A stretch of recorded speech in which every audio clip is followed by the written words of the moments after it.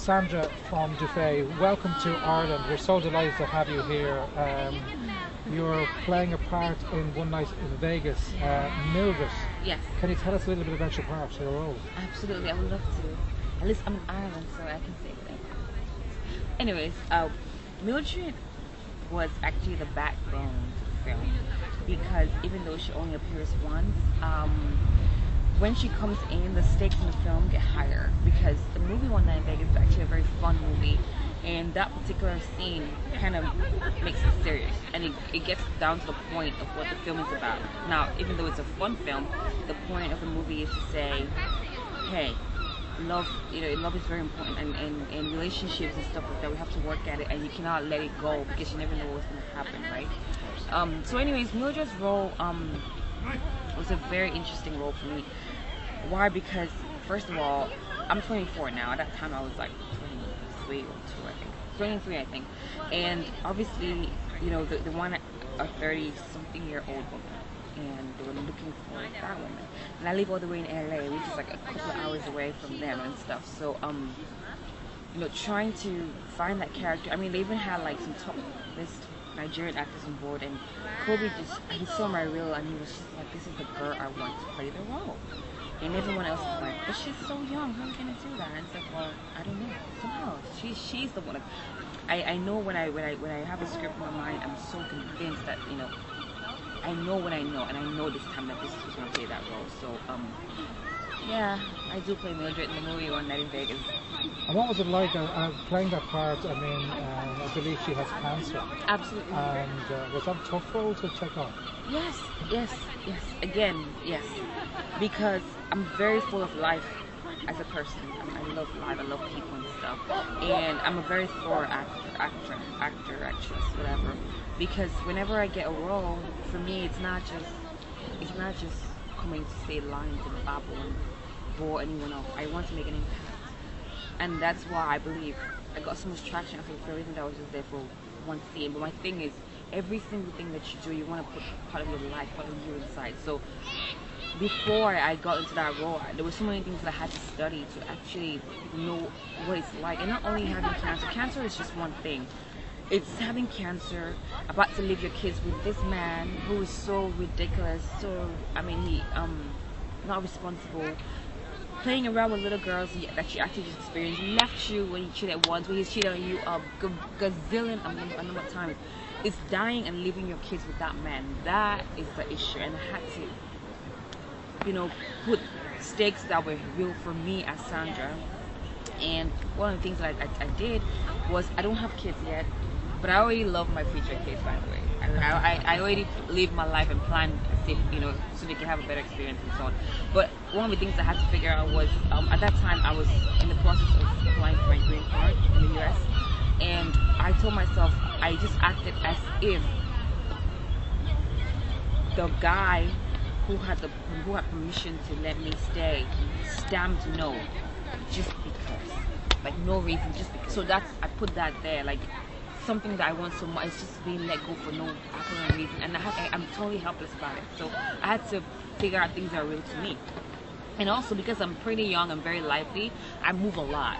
So I had to work with a coach to try to stay very still, because that character is a very internal character. She just stands, and when she speaks, you just feel the power from her voice.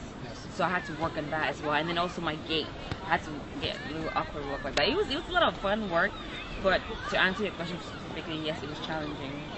But I wanted Kobe to be happy and proud that he made that decision. So. And what was it like with working with Kobe and also with the other actors as well? It was truly amazing. First of all, I have a lot of respect for Kobe. He's a personal friend and a partner. We're working on another project together right now, actually. But he's a very, very nice guy. The thing about him that I specifically like is the fact that he's a producer.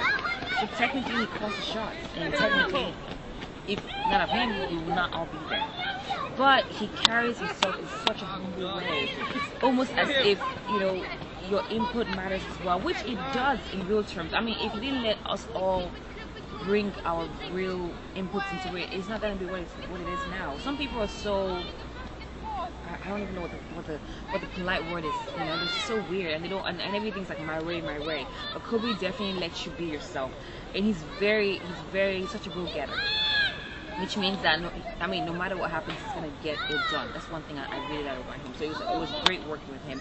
The other actors were so amazing, especially, since I played Van's wife, he's like a superstar. And there's so many ways he could come about it. Like, who is this little girl? But no, never. Actually, when I was in acting school out in LA, which was the first day I met Kobe and Van, I told Van about my dreams and stuff, and he said to me, you know what? Never ever give up, and he signed on the back of my book, which I still have. So getting to work with him like a year after was so funny, but he made me feel so comfortable. We were talking and he was cracking the jokes of my life, and I was laughing and stuff. So before like 1 hour was done, I was already like very comfortable with him, and that's how I feel like I really like the guys. He's a really cool guy. So it was really good working with him. And the other actors were good working with them as well. But I'm saying I just called the two people that I directly worked with. As a young Cameroon actress, what is it like, not just to be working on One Night in Vegas, but also to be acting in Nollywood itself? It's truly an honor. Here's why. When I was in Cameroon, when I was younger, we didn't really have a strong film industry like Hollywood and Nollywood, and that was all I wanted. I lived for that stuff, And I remember I used to live vicariously through the TV, and I used to always tell my parents, I was like, one day I'm gonna do this. I'm gonna be an actress. I'm gonna bring this stuff home. And they were just looking at me like, this girl. Okay, I hear you. Go ahead, keep dreaming. Sahndra, don't mind. Sahndra is just always, that's how they call me, Sahndra. It's Sahndra. You're very funny. But I'm really proud of myself because I did what I said I was going to do. And for me, it's an honor because every single day when I go on Facebook and everywhere, I get the most touching messages from people all over the world, from my country and other countries as well. They look up to me as an inspiration. Now, meanwhile, that's not a very nice position to have, because if you make a mistake, it's like, but it's an honor because acting for me, just like my writing and just like me as a person, it's an experience that I use to touch people's lives. For me, it's a big deal. Like, I want that whenever you meet me as a person, you must leave feeling inspired to do more. That's my thing. So when I get a chance to share my craft with the world, and especially coming from a country where it's not predominantly our thing, I proudly take it, and I proudly do my best because I want them to look at Cameroon in a very high light.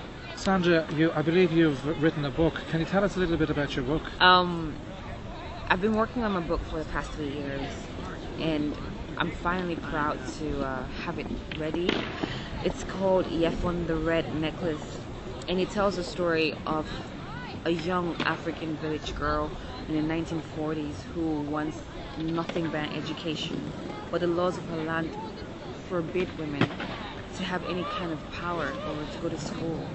And you see, things like that just bother me on so many levels, because we sit here and we're worried about what shoe am I going to wear, and some people in the world can't even make a basic decision as to if they want to eat or go to school. And it's still happening today, because I did lots of research when I was writing that book. First, I was just inspired with my grandmother's life, and I just wanted to write something that, just something. And then next thing I know, more research.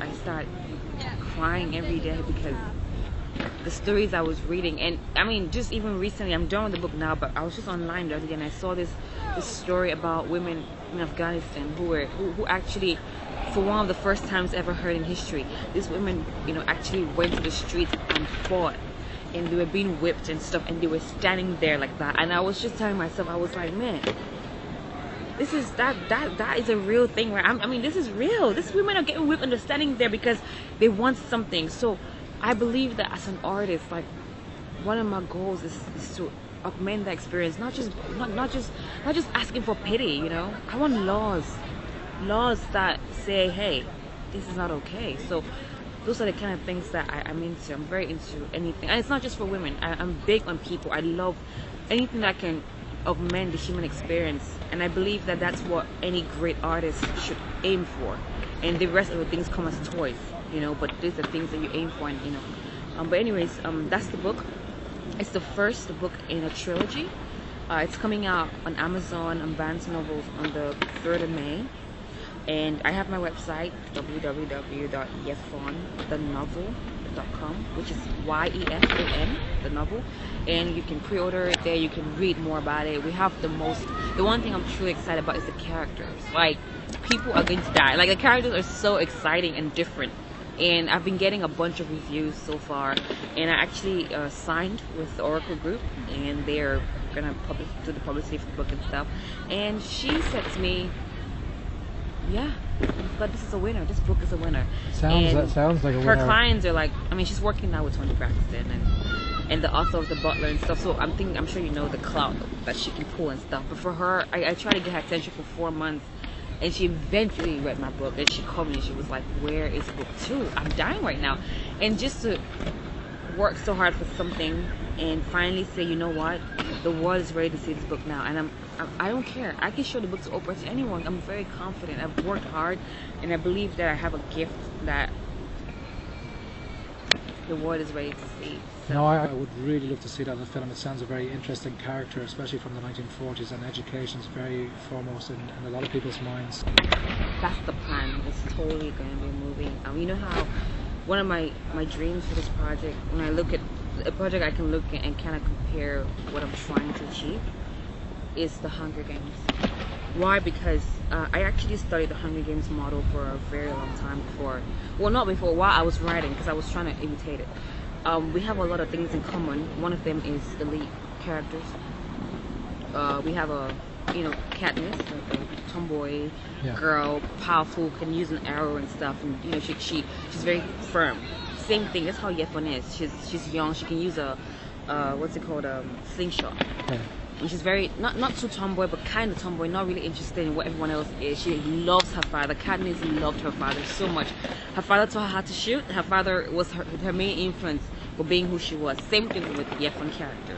And then you have the dynamic of her fighting against the entire society, which is the same thing with my book. Yefon is fighting against society. And one of the things that I really love, I think it will make a good movie because, one, the costume is going to be out of this world. In the 1940s in Central Africa, people didn't really wear clothes. Yeah. They had little shards of leaves, little leaf thingies that they would kind of mesh together.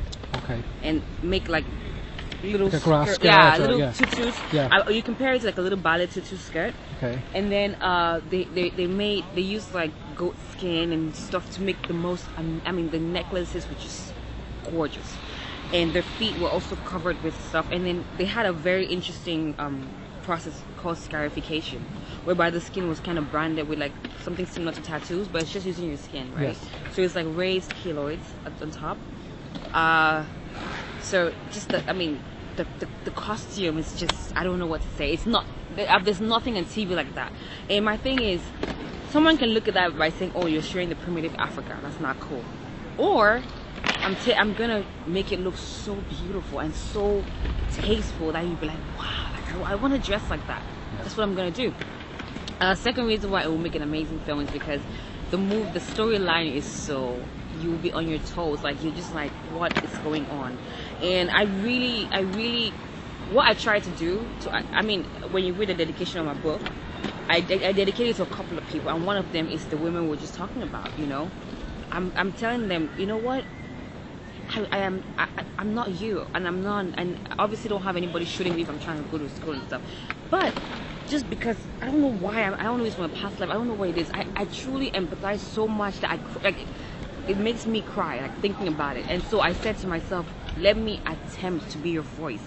I want to be in the head of one of you and tell the world what it's like, what your daily activities are like. And you see, my grandmother, whose name is Yefon, where I took that name from, she's a very quiet woman. And when I listened to her struggles, what happened to her in her life, she didn't do anything about the things that happened to her. And I wanted that character to be everything that my grandmother was not. Okay. And not for anything else, just to do it. I don't know. And I always thought, what would she do in this situation? I wasn't thinking like Sahndra, I was thinking like her. And at some point you start feeling like God. It gets crazy because you start going, and then you want something else, and your character wants that thing, so you're going like this, and then you can't, okay, okay, you come back. The character in your book, would this be about empowering her, to giving her a chance for education, making her stand up, that she is an individual, that she's standing up to be empowered? Yes, and what is so beautiful about her journey is that when she begins, she doesn't care about the other girls. She just wants out. Yeah. She's like, I don't know about you. You guys are too dumb for me. I'm not even gonna. Her goal is to get out. But by the time the book ends, this is actually in book 3. Towards the end of the book, like, she realizes that you can't do it on your own. She needs, she needs to educate the girls with her, because if they all die, they're all gonna die anyways. But at least she wants to make that difference. And that's what, it's that moment that actually changes her destiny, and next thing you know, things start happening. But one of the reasons why I wrote this book and why I want this to become a movie is because I want people to know something. There's 3 kinds of people I wrote it for. The first kind of people are those who are the Nelson Mandelas of their society. I want to continue to encourage them. You see a problem, fix it. You don't talk about it. You don't just sit there and talk. The world wasn't made by people who were talking, made by people who are action takers, So I want to encourage them, and I wanted to get a glimpse into their mind to show the world that even them go through difficult things. But the key is not to just start a project. The key is to follow through. So that was something that I really wanted to show with this book. And the second kind of people are those who are being oppressed and going through any kind of oppression from anybody, and who are afraid to do something about it. I wanted them to know that, change starts with one person. You're never too small to make a change, and you don't even know. Maybe you do one small thing, and because of that, other things happen. The third kind of people were just those who have an interest in African culture, want to see what it was like in the 1940s, because I did my research, and that's why I wrote the book, really. Sahndra, I believe you went to a lovely party last night. Right. Okay, first of all, let me explain. You got it wrong. Okay. I went to 2 parties last night. 2? Yeah. So the first one was not a party. It was at a house. There were kids there and stuff, and they had like Cameroonian music. They had Nollywood movies on TV, and this woman, they cooked an entire table of food, and I love to eat. First of all, I'm trying to be all cool and stuff. I'm trying to be like, I'm famous, I can eat, and I just went like.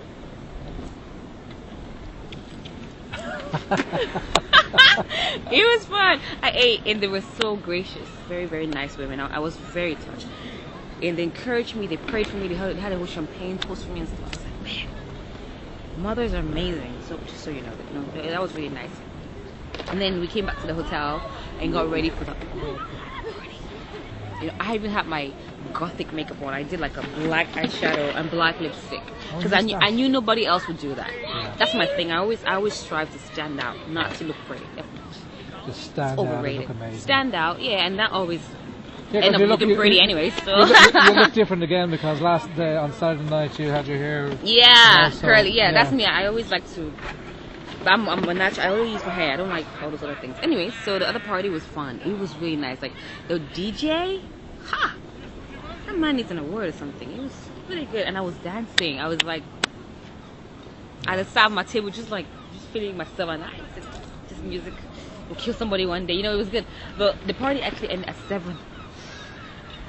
In LA, parties end at 2 o'clock. So I was just like, this is party heaven. Like I was dancing, and there's nothing like partying with a group of your friends that are from all over the world. You haven't seen each other since the last film, because John DeMello, after One Night in Vegas, I did a movie where him and I were the lead characters in the film, so I haven't seen him for a while as well. And then Chris, me and Kobe are working on a TV show right now, which we're already filming and stuff, so I haven't seen them since last month when I came to Maryland for us to work on the trailer.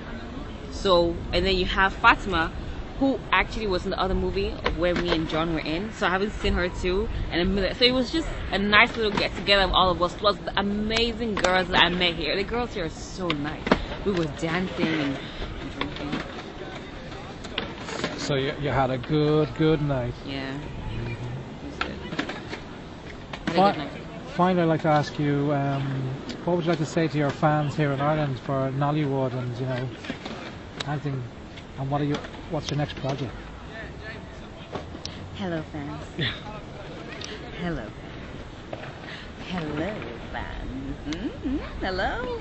Anyway, I just want to say that for all those of you who are my fans, I'm your fan too, and I'm grateful and so very thankful that you guys came out to support the film. And even if for whatever reason you couldn't come, just the good intention in your heart, that it goes a whole mile. I want you guys to know that I'm on Instagram, I'm on Twitter, I'm a social media bird. Like, I'm on all those things. Just my name, just Sahndra Fon Dufe, and my Sahndra has an H. I'm sure this interview will have it at the bottom, but just if you find me anywhere, just tell me you're from Ireland and stuff. I'd like to keep in contact with everyone, because you know how this world is, you never know. And I want you to know that I don't know what your dreams are. I'm following mine. Follow yours, and don't let anybody tell you that you can't do it, because if you put 10,000 hours in any craft, I don't care what it is, you become a genius at it. So keep doing you and love yourself. Stay beautiful, stay young, eat healthy. Please don't eat crappy food. It's not good for your body, you know? So that, and I love you guys. Hello there. My name is Princess Sasha, and I live in all these lands behind you. Well, some people say that Ireland is, you know, a quiet place, but that's not true, because I've met all kinds of people here, the loud ones too. But anyways, let's see, what do I want to do? Do you know how to do African dance? Let me show you, right? So I'm from Cameroon, and in my country we have all kinds of dances, right? And everything that you do, like, you have to dance from around your waist.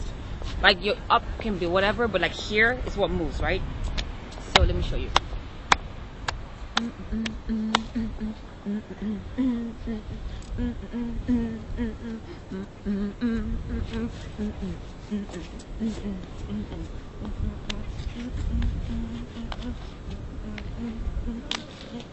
Hey, you guys want to come dance with me?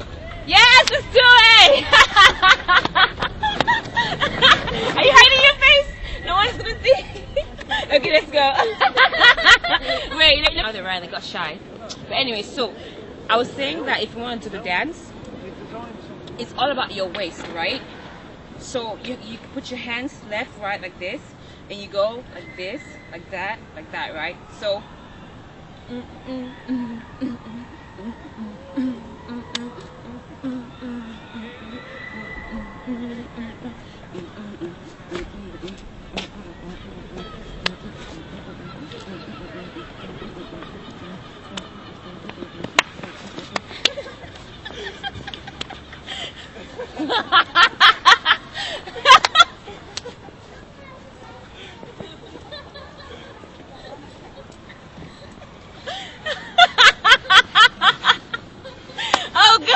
that is so funny. You see what I said? Ireland is actually pretty amazing. You should come visit sometime. Yeah, bro.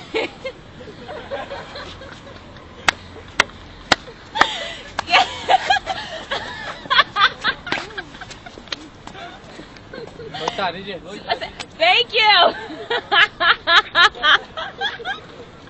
Anyways, guys, it was so nice having you. Sahndra Fon Dufe again, and